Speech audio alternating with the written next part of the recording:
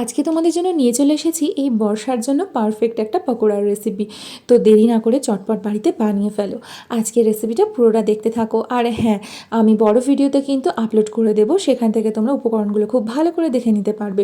এখানে লেবুর রস, মরিচ গুঁড়ো, জিরের গুঁড়ো, লঙ্কা, হলুদ সমস্ত দিয়ে দিচ্ছি। তারপরে দিয়ে দেবো একটু কাসুরি মেথি, লবণ দিলাম, আর একটু সর্ষের তেল দেব। তারপরে ধরো ওই একটু গরম মশলার গুঁড়ো এই যে দিয়ে দিলাম।